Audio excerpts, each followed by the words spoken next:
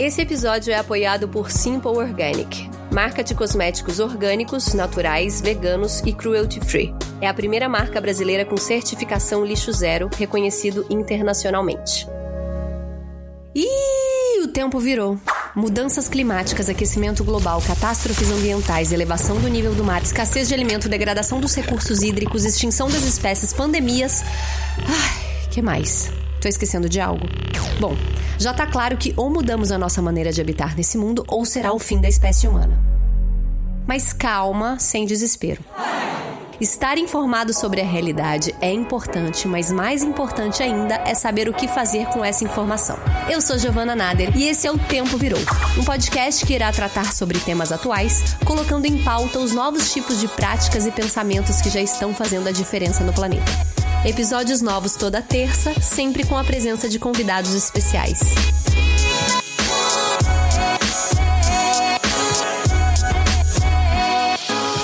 Lixo zero. Você certamente já ouviu essa expressão por aí. Mas o que será que pretende difundir o movimento Lixo Zero? Por onde a gente deve começar? Ou mais ainda, é possível ser realmente lixo zero numa sociedade como a nossa? Para nos ajudar com todas essas questões, eu tenho a grande honra de anunciar que o nosso episódio de hoje será com essa mulher que eu sou fã, que influencia não só a mim, mas certamente muita gente que está ouvindo. Principalmente pessoas que estão buscando aderir a um estilo de vida que gere menos impacto no meio ambiente. Eu tô falando da incrível Cristal Muniz. A Cristal é ativista ambiental, criadora do blog de sustentabilidade Uma Vida Sem Lixo e autora do livro que leva o mesmo título do blog, publicado em 2018 pela editora Alaúde. Livro que foi finalista do Prêmio Jabuti na categoria Economia Criativa. Cristal, muito obrigada pela presença. Obrigada muito pelo convite, tô super honrada de estar aqui também nesse espacinho. Nossa, já te leio há tanto tempo que eu vou te falar, viu? Eu tenho coisa pra te perguntar hoje. Olha, eu sempre digo, né, que eu sou adepta desse movimento, mas eu sempre falo também que eu tô num estágio muito intermediário. Pra mim é um esforço diário, muita tentativa, muito erro, tem sempre muita informação nova que me pega de surpresa. Enfim, acho que vai ser bem produtivo a gente aqui. Vamos começar explicando o que quer dizer o conceito lixo zero? Porque, de um modo ou de outro, a gente produz resíduos, né? Isso é inevitável. Então, quando a gente tá falando de buscar um modo de vida lixo zero, a gente tá falando exatamente do quê? O conceito lixo zero é que eu segui, assim, a maior parte do tempo, vem da Bea Johnson, que é autora do livro e do blog Zero Waste Home, que é uma referência que transformou esse conceito, que foi criado por um cara que agora eu esqueci o nome, eu vou ver se consigo lembrar e depois falo aqui, mas ela transformou esse conceito que era muito mais pensado para a indústria, mas para dentro da nossa casa. Quer dizer, um conceito que a gente conseguiria aplicar mesmo sem ter capacidade de mudar um sistema, uma cadeia de produção. A gente conseguiria aplicar isso dentro de casa. E esse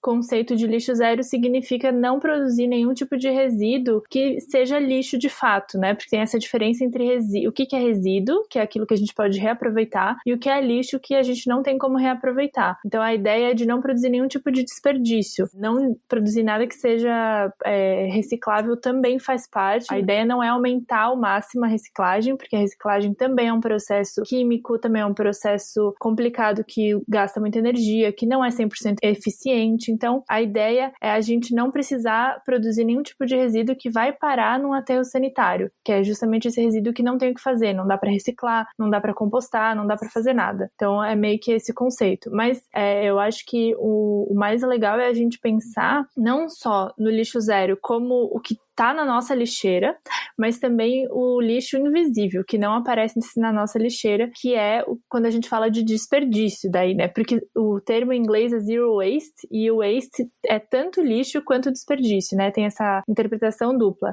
Então é legal da gente pensar também que não é só você não produzir lixo que fica ali na sua lixeira, mas pensar na cadeia toda de desperdício que existe para algumas coisas, né? Às vezes a gente deixa de produzir um lixo, mas a gente gerou um impacto muito grande numa outra escolha, assim, né? Por exemplo, o canudo plástico. é óbvio que não, a minha intenção aqui não é dizer continue usando canudos plásticos, mas se a gente tem 15 de metal em casa, qual que é o impacto disso, né? Então, pensar nessa cadeia toda. Boa, porque a indústria deu, né? O marketing entrou dentro desse movimento também, né? Onde a gente tem que ter o copinho, o canudo, a sacolinha reciclável, né? A gente acha aí, a gente acaba consumindo muita coisa para ter um estilo de vida lixo zero. Sim, a gente hoje vê, né, essa capitalização dos movimentos sustentáveis transformando tudo em produto, né? E eu acho que o mais importante é a gente pensar na função das coisas e não do produto que a gente precisa para aquilo. Se você precisa beber água, você pode beber água em vários locais, né? Você pode beber num copo, numa xícara, numa taça, numa garrafinha de vidro, numa garrafinha de inox, numa garrafinha de plástico durável que não é essa descartável. Dá para fazer de várias formas. Você não precisa de um produto específico, de uma marca específica para isso, né? Isso que é mais legal de pensar, assim. Mas, Cristal, numa sociedade como a nossa, acaba que a gente ainda vive numa economia linear, né? E aí tem muitas coisas que a gente não tem outra opção a não ser o lixo descartável. Eu vi que você cita no seu blog o caso das camisinhas, fio dental. Eu, com lente de contato, eu poderia optar por usar só óculos, mas a gente ainda tem, né, algumas coisas onde a gente gera lixo. Essas coisas são justamente o que não tem saída ainda, mas que se a gente só produzisse esse tipo de resíduo também,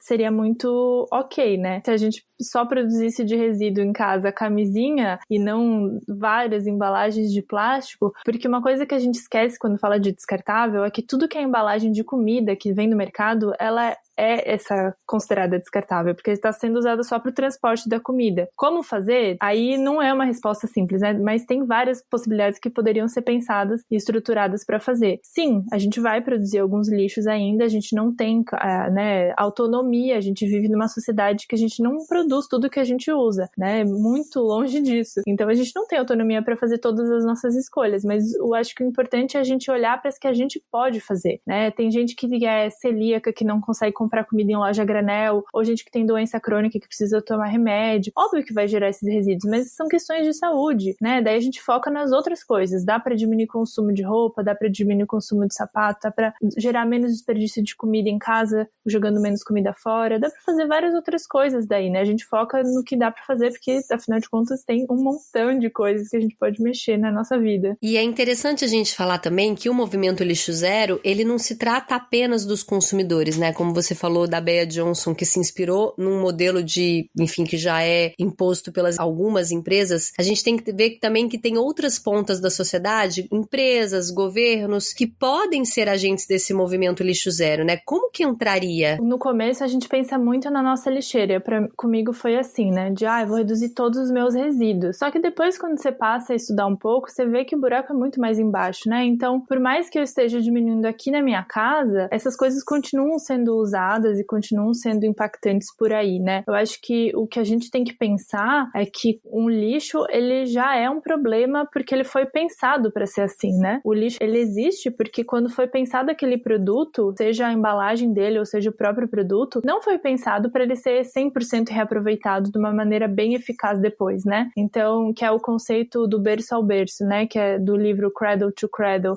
O livro em português tem esse nome, porque a ideia que as pessoas têm da reciclagem é essa, né? Que é mágica e que você derrete e refaz a garrafinha, mas não é assim que funciona, né? É um processo super difícil, quase nenhum dos plásticos que existem são de fato reciclados, porque sei lá quantas dezenas de tipos. Então, é um processo que deveria começar lá dentro das empresas, na questão das embalagens dos produtos, para que eles só produzissem coisas que pudessem ser 100% reaproveitadas. Se eu fosse presidente, seria essa é a regra. E, do outro lado, tem o Estado que deveria fazer uma cobrança melhor. A gente tem uma lei muito boa no Brasil, né? A Política Nacional de Resíduos Sólidos, ela tem diretrizes muito importantes, ela tá lá que a responsabilidade é compartilhada, quer dizer, esses 3 lugares precisam estar fazendo seu esforço, né? Que é o Estado, a empresa privada e as pessoas, né? Porque também não adianta a gente não jogar o lixo no lugar certo, a empresa não disponibilizar um programa de logística reversa, o Estado precisa ter a coleta seletiva, tudo tem que estar amarrado para funcionar, porque é uma das grandes questões que existem em qualquer cidade do mundo inteiro é o lixo, né? Mesmo que a gente pense assim, na Europa deve funcionar direito. Não, eles eles mandam esse lixo lá para o Sudeste Asiático, eles nem lidam com o lixo reciclável deles. Então, nenhum lugar funciona bem. Nenhum lugar, porque a gente tem excesso de coisas também, né? O jeito que a gente está vivendo agora, o problema atual é o plástico, porque ele é um material que está sendo usado em excesso, mas se a gente trocasse ele pelo papel, daí o problema ia ser o papel. Então, não existe nada que nessa velocidade de produção, nessa velocidade de consumo, do jeito que está sendo, seja sustentável ou razoável. Não daria conta, né? Não seria ok. E eu percebo, até falando um pouco por mim, né, e considerando esse modelo de produção, consumo e de vida mesmo que a gente está inserido, que muitas vezes a gente se vê impedido de implementar mudanças, seja porque a gente não tem tempo, ou porque a gente não tem condições materiais, né, ou, enfim, eu queria saber se você enfrenta esses processos e se sim, como você lida com essas frustrações. Eu acho que isso é uma coisa que a gente vai aprendendo, ao longo da vida inteira, assim, que a gente não tem controle de tudo, né? É uma terapia para todos. Mas para mim era muito difícil quando eu não conseguia certas coisas, ao mesmo tempo que eu já comecei um pouco diferente, porque a minha ideia no começo do blog foi assim, vou ficar 1 ano sem produzir lixo, quando eu descobri o movimento Lixo Zero, né? Tanto que o nome do blog chamava 1 ano sem lixo, porque a ideia era como se eu fosse, durante 2015, não produzir nenhum tipo de resíduo. Só que aí, logo no começo, eu pensei, mas eu não sei o que fazer com o lixo orgânico da cozinha, porque as meninas que eu vi ali que elas fazem, elas têm um sistema da prefeitura, nunca ouvi falar disso. Então, como é que eu vou fazer? Né? Que era bem no final de 2014 que eu tava montando o blog. E aí eu decidi, então, que 2015 seria o ano que eu ia aprender a parar de produzir lixo. E aí, nesse processo, também me deparei, por exemplo, com a minha casa que já existia. Eu não fui, do zero para uma casa nova e comprei só as coisas mais sustentáveis e mais ecológicas, com os melhores materiais, né, menos tóxicos possíveis. Eu já tinha um monte de coisa, eu já tinha um monte de maquiagem, um monte de cosmético, um monte de produto de limpeza, um monte de roupa, né, eu já tinha um monte de coisas. E eu pensei,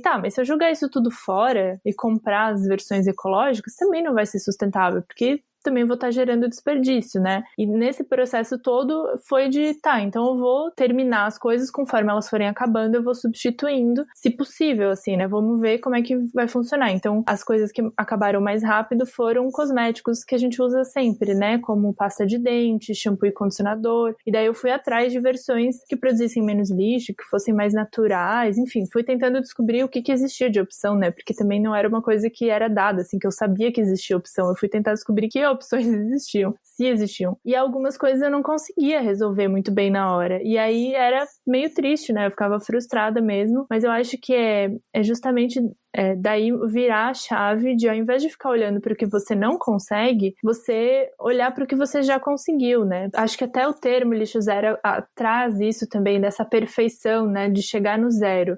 E eu faço questão de falar isso, que eu nunca deixei de produzir nenhum tipo de resíduo, porque tem coisas que são impossíveis. Não tem solução ainda, eu não tenho alternativa ainda, e também tem coisas que eu prefiro produzir resíduo, sabe? Por exemplo, com comida, eu prefiro produzir embalagem de comida que é orgânica do que comprar numa loja granel que não tá produzindo a minha embalagem, mas claro que aquele alimento foi pra loja granel embalado de alguma forma e não é orgânico, porque daí eu tô apoiando uma cadeia diferente de produção de comida. Então, aquele plástico da embalagem é menos pior no total, assim, né? Que é justamente isso de tentar não olhar só para a sua lixeira, mas, né, olhar para tudo. E também eu acho que é importante que daí a gente entenda o nosso contexto pessoal também, né? Porque eu moro sozinha e é muito diferente eu falar do que eu consegui fazer, das mudanças que eu fiz, de uma pessoa que mora com família, que a família não apoia, não entende, não quer participar, ou de uma pessoa que tem filho, como é teu caso, né? Que daí com criança é outra realidade, né? Sim. E eu tenho gatos e cachorros, daí também tem essa questão, tem gente que não tem. Então é importante você olhar para sua realidade, seu contexto e ficar feliz com cada conquista que você consegue fazer e não se sentir frustrado e triste do que você não consegue, porque muitas vezes você não consegue não porque você não quer, mas pela estrutura que tá aí, né? Que você tá dentro dessa estrutura e infelizmente não tem como. Às vezes não tem como pagar certas coisas porque são mais caras, né? Não tem acesso. Então também a gente tem que entender que a gente tá meio amarrado, né? Em vários aspectos. E isso é normal. O que importa é a gente querer fazer essa mudança e começar essa caminhada. Eu, no livro da Bea Johnson, eu me identifiquei muito uma hora com ela, que ela fala, eu morria de ódio das pessoas que chegavam na minha casa com um saquinho plástico, né? Porque é isso também. também. Depende das outras pessoas que, né, pais que vêm te visitar, amigos que vêm tomar cerveja e trazem tudo em plástico, enfim. Mas eu percebo também que, pelo menos é algo que eu notei assim que eu comecei a tentar fazer esse estilo de vida lixo zero, que exige um planejamento muito grande de vida, assim. Se a gente vive num modo de vida corrido que a gente tá acostumado dentro do sistema capitalista, você precisa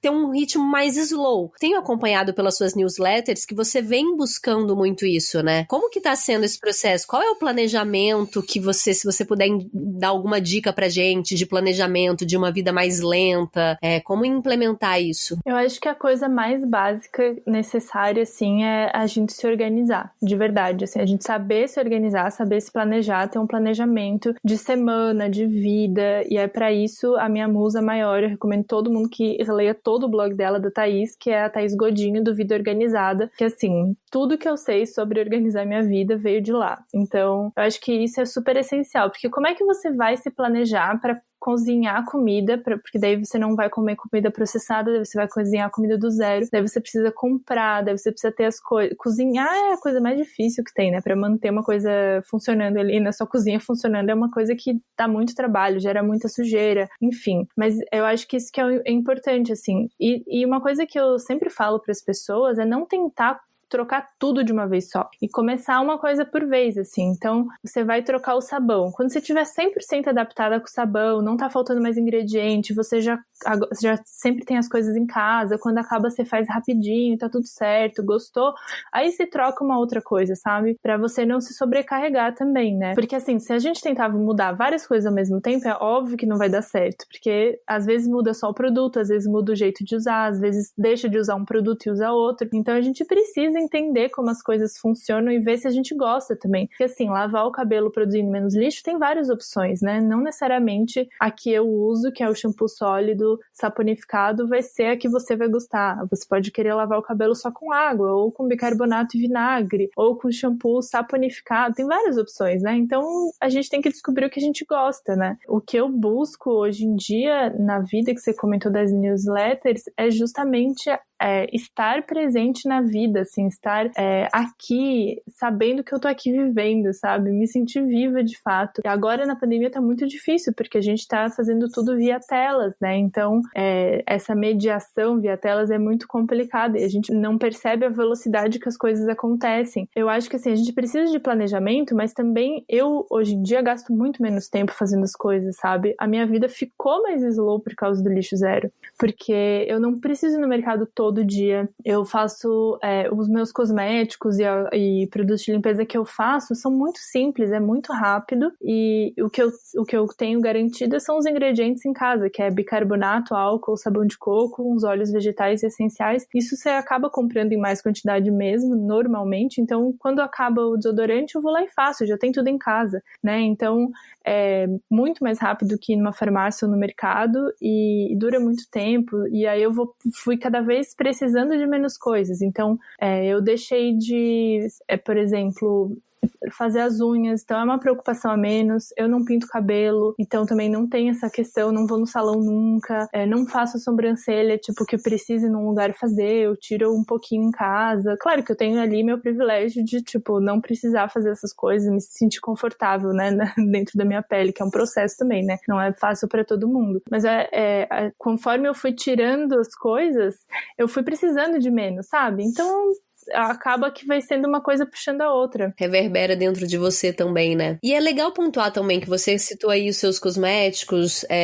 Pra quem tá sendo apresentado agora esse conceito, é muito importante que essas mudanças também ajudam a gente a economizar dinheiro e tempo, como você falou, né? Dinheiro, principalmente. Muita gente acha que lixo zero, né, é um movimento que coloca-se num lugar de privilégio, mas a gente também tá falando em economia de dinheiro, né? Tá, eu até fiz uns posts no Instagram, se alguém quiser olhar lá, que a hashtag é lixo zero sem grana, para fazer o cálculo de quanto custava algumas coisas, né? Essa receita do sabão líquido, que é a mais famosa, né? Talvez as pessoas estão ouvindo que já tenham visto. Tem a receita lá no YouTube. Tem o vídeo que eu fiz com a Jutute, com essa receita, que é muito famoso também, que muita gente me conhece por lá. E que é uma receita incrível, que é um sabão líquido, que você faz com sabão de coco, bicarbonato de sódio e álcool. Ele custa mais ou menos uns R$5 para fazer, que vai durar mais ou menos um mês para uma pessoa. Você pode usar ele para lavar roupa, pode usar ele para lavar louça, e você mistura ele com água e faz um spray que limpa tudo, tipo, limpa espelho, vidro, chão, fogão, e você gasta R$5 por mês de produto de limpeza, sabe? É uma diferença. Eu nem sei quanto custa o produto de limpeza, pra falar a verdade, porque eu não faço a menor ideia do que acontece no mercado nessa seção, mas é uma diferença muito grande, com certeza. E aí você tá economizando um monte aqui, talvez você precise gastar um pouquinho mais em alguma outra coisa que é um pouquinho mais cara. Mas a gente, você vai reduzindo o custo, você nem vai percebendo, assim, né? Porque essa necessidade de ter muitas coisas e ter muitos produtos para cada pedaço do seu corpo, você gasta, às vezes, pouco em cada produto, mas quando você soma todos é bastante. Então, dá sim para economizar muito dinheiro fazendo essas mudanças, mas essa sensação de que é mais caro é justamente essa capitalização, né, do movimento com venda de produtos. Você não precisa comprar um kit lixo zero. Eu tenho certeza que você tem um estojo que não está sendo usado na sua casa, garfinho, faca, colher que você pega da gaveta e você leva isso na bolsa. Não precisa comprar um com talher de bambu, não tem necessidade, a não ser que você viaje muito de avião, que daí não pode entrar no avião com talher de metal. Mas eu acho que isso que é o interessante de pensar, assim, uma coisa que eu sempre falo para as pessoas é, quando alguém te diz que uma coisa é sustentável, você precisa saber como e por quê. Porque só dizer que é sustentável é muito fácil. Agora, assim, por que é sustentável? Como que é sustentável? Por que comprar um kit com coisas do zero é melhor do que usar os seus, sabe? Você já tem aquilo em casa, então usa os seus, bem melhor. E outra coisa que eu queria trazer aqui também, que eu vi uma newsletter, eu apaguei essa newsletter, eu não tô achando ela de jeito nenhum, queria reformular melhor, mas eu quero muito que você traga essa perspectiva aqui, que você fez uma só falando sobre a questão do alimento, e como você vê hoje a nossa relação com o alimento, a base de qualquer mudança, né, que a gente quer ver no mundo. Inclusive, você começou a fazer faculdade de nutrição agora, até para juntar essas duas coisas. Conta pra gente como que tá a sua visão em relação aos alimentos e como que os nossos hábitos alimentares, no geral, pode ajudar nessa meta de praticar o lixo zero. Putz, como eu começo, né? Eu sempre fui uma pessoa que comida sempre foi muito importante pra mim. Sim, eu sempre fui uma pessoa que nunca teve problema de comer coisas, exceto animais, que eu sempre achei meio nojento, né? Mas tudo bem. O resto eu comia tudo, nunca tive problema, assim, sempre comi. E eu morava com a minha avó, que fazia tudo do zero, inclusive plantar as coisas, assim. Então o aipim, né, a mandioca que a gente comia vinha da horta, do quintal ali do lado da minha janela. As frutas que a gente comia eram basicamente as que davam nos pés da nossa casa. Eu morava no interior, bem interior, né? Era no centro da cidade, mas era bem interior, assim, tinha 5 mil habitantes a cidade. Então eu sempre tive uma relação muito diferente com a comida, só que eu só percebi que essa relação era diferente quando eu vim morar em Floripa para fazer faculdade. E aí, quando eu fui morar sozinha, eu ia comprar as coisas e falava, gente, esse tomate não tem gosto de nada, esse abacate, assim, ó, horrível, o que é isso? Me deparei com um lugar muito estranho, assim, de parecia, eu tava muito frustrada, tipo, é isso? Então, eu vou ter que comer essas coisas sem gosto? Não acredito, eu vou ter que fazer uma horta, então, né? Ao longo dessa minha pesquisa toda, acho que a gente pode ver que o grande questão do mundo é a comida, né? O que a gente precisa todos os dias é comer, né? Todo mundo precisa comer. E aí, as indústrias... A comida virou uma indústria, né? Então, a gente tem a indústria dos ultraprocessados, a gente tem a indústria dos processados, que tá cada vez mais, inclusive no Brasil, que sempre teve uma dieta muito boa com arroz e feijão, empurrando produtos prontos, né? Pra gente comer, empurrando coisas que são feitas com basicamente os mesmos ingredientes, né? Que é milho, que tá tanto em óleo quanto farinha ali, né? Farinha de trigo, né? Então é milho, trigo e soja. E açúcar, assim, né? Então são variações desses ingredientes que daí podem ser salgados, podem ser doces, pode ser bolacha, pode ser salgado, mas que, né, tem várias versões dessa mesma coisa. E aí, para ter essa grande quantidade desses produtos, que a gente precisa de uma grande plantação desses produtos, né? E aí, para a gente comer o tanto de carne que a gente come hoje em dia no Brasil, a gente precisa ter muita terra devastada para a criação de milhões, não é nem milhares, milhões de animais para a gente conseguir que a gente coma 3 vezes ao dia produtos animais, né? Assim, produtos animais não, né? Carne mesmo, porque produtos animais está em todas as refeições sempre, né? Contando laticínios e ovos aí. Então, a gente olhando para essa indústria que é tão poluente, a gente pensa a comida é a chave do mundo, assim, né? Foi por isso que eu decidi fazer nutrição, porque eu percebi que eu queria estudar mais isso, assim. Eu vi que ali estão as grandes questões e as grandes respostas. Porque ao mesmo tempo que nunca se produziu tanta comida na vida, tem um monte de gente passando fome, tem um monte de gente ficando doente, porque tá comendo coisa que a gente chama de comida, mas que é assim, produto alimentício, né?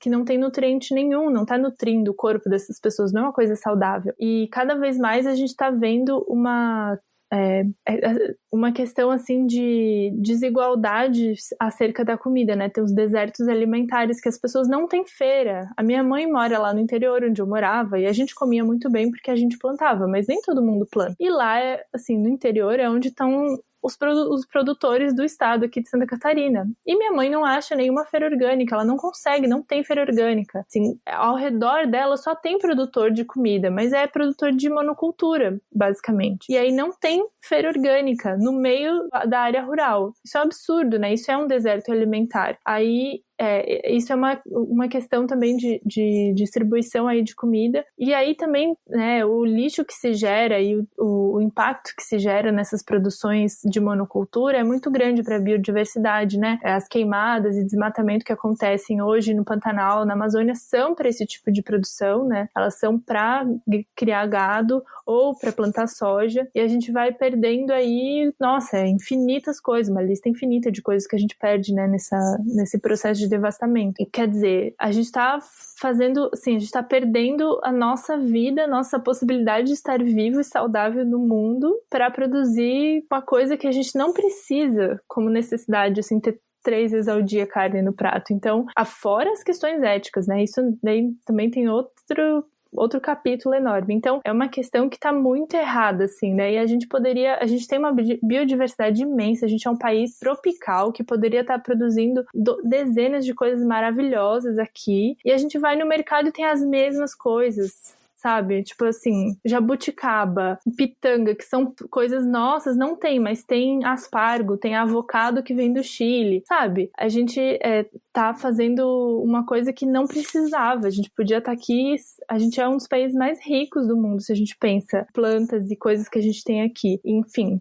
Então, eu acho que isso é uma questão muito importante, assim, não só de desperdício de alimentos, mas do impacto dessas cadeias todas aí de produção. E também uma coisa, né, Cristal, eu não sei se você nota isso já estando nesse meio da sustentabilidade há muito tempo, o que me deixa muito desesperada é como se fala muito pouco em crise climática, em mudança climática, pelo menos aqui no Brasil, não se fala, né? Se fala do desmatamento, mas nunca se coloca o desmatamento como a principal causa do aquecimento global. Uhum. Eu acabei de ler um livro muito interessante que chama Nós Somos o Clima. Você já leu? Eu tô com ele pra ler aqui. Eu acho que a gente vai ler no mês que vem no Clube do Livro, lá do pessoal do Catarse. Você até falou uma coisa que me impactou, que é isso. Eu nunca gostei de comer bicho, né? Eu nunca gostei de comer bicho.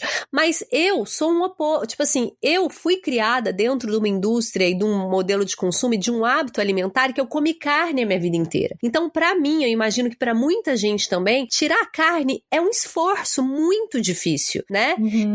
Só que a nossa consciência, ela tem que estar acima dessa nossa vontade de comer carne. Porque eu vejo muita gente progressista, sabe? Até político de esquerda e, enfim, você vê que já tem uma noção, que já sabe que a agropecuária é o grande mal pro aquecimento global, 51% da emissão de CO2 vem da agropecuária, mas ainda assim não faz esse esforço, não mudou uma chave, ou fica muito depositando numa geração futura, de tipo, os nossos filhos vão ser diferentes. Não vai ter geração futura se a gente não mudar agora. E eu acho que essa comunicação ainda é muito distante, e esse livro me colocou muito numa, sabe, assim, foi até um processo de descoberta de como mudar a minha comunicação também para atingir mais gente para esse problema, porque é isso, tá dentro do nosso alimento também, né, o que a gente come. A gente não fala da crise climática, e a gente tem todo um problema aí de negacionismo científico, né, na atualidade, assim, do governo, da situação do Brasil, mas eu acho que na nossa imprensa a gente não fala com os pingos nos is, sabe? Quando teve ano passado que São Paulo ficou tudo escuro com a cinza da queimada da Amazônia, uma galera ficou chocadíssima. Mas assim, gente, a chuva que chove,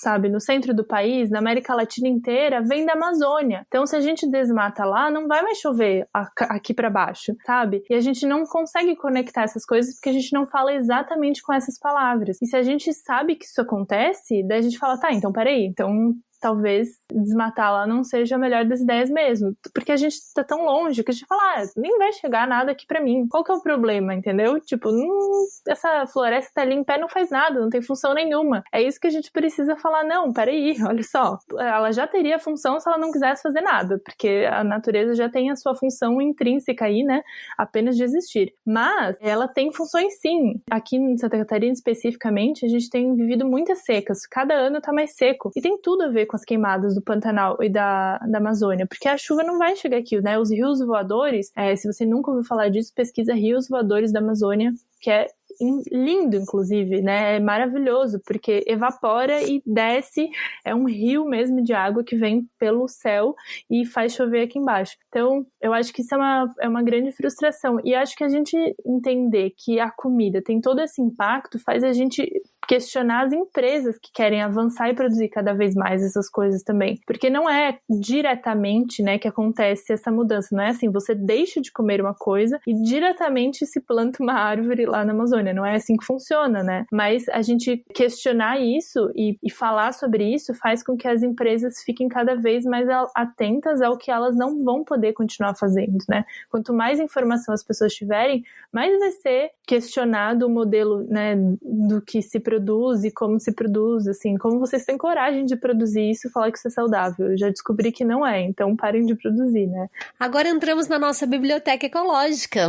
O que você trouxe pra gente de dica? Imagino que você deve ter várias, porque eu amo seus livros, essas dicas. Pois é, eu leio um monte, né? E daí eu sempre tenho dificuldade de indicar alguma leitura, alguma coisa assim, porque eu sempre tô com o último na cabeça. Então eu vou começar pelo último que eu li, que chama How to Do Nothing. Só tem em inglês, infelizmente, então eu trouxe outras dicas, porque muita gente não fala inglês. Mas esse livro, pra quem fala inglês, é maravilhoso. É tipo um dos livros da minha vida, assim. Ele é lindo, lindo, lindo. A autora Jenny, ela é artista e ela começa falando, assim, de como a gente tá preso nessa economia da atenção, das redes sociais, que a gente fica rolando ali a barra dos feeds e quando vê passou uma hora e a gente não sabe dizer o que a gente tava vendo ali, porque é aquela hiperfoco sem prestar atenção em nada, né? E que a gente não consegue mais prestar atenção no aqui e no agora, assim. A gente não tá mais como se fosse uma pessoa vivendo, tá?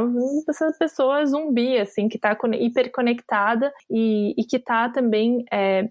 tem todos esses mecanismos das redes para nos distrair mesmo, né? Porque você entra e já começa o play automático, e daí pula uma barra, e daí anúncio, e aí os algoritmos que mostram coisas que acham que você vai gostar, e daí você fica cada vez mais monótono, porque só lê as mesmas coisas também, né? Então, ela começa falando dessa economia da atenção e como que a gente desengaja dessa economia da atenção e põe essa atenção em outro lugar que seja mais interessante mesmo. Tem muitas referências de artistas, de filmes, de performance, é muito lindo e com milhões de referências dentro do livro nossa, foi assim, sensacional. Eu já queria reler ele agora de novo, porque é maravilhoso. Mas, claro que muita gente não lê inglês, então eu pensei também num outro livro que é muito legal para a gente entender como as coisas poderiam ser e como elas não estão sendo. Quando a gente fala de economia circular, eu acho que esse é um livro muito básico para a gente entender o que de fato é economia circular, que é o Cradle to Cradle. Ele é em português, mas o nome é assim, do berço ao berço, traduzindo significa do berço ao berço, que é essa ideia justamente de o produto ter um ciclo de vida circular, né, que ele é produzido, usado, descartado e daí ele é condicionado para ser usado de novo. E também, assim, para quem acha que tá tudo certo porque tá separando seu lixo, tá mandando as coisas para reciclagem e tipo, não preciso produzir menos lixo, já faço a minha parte, recomendo muito a série do Netflix que chama Desserviço ao Consumidor, que tem um episódio sobre reciclagem que vai cair o seu mundo. Então se segure no sofá quando você assistir, porque não é fácil, é desesperador assistir esse episódio. Porque daí a gente entende como é muito pior do que a gente acha que parece que é muito mais simples o processo da reciclagem e não é. Faz a gente também entender como a gente precisa se movimentar justamente para não produzir lixo. Não só a gente, pessoa física na nossa casa, mas também cobrar que isso aconteça nas pessoas jurídicas, né?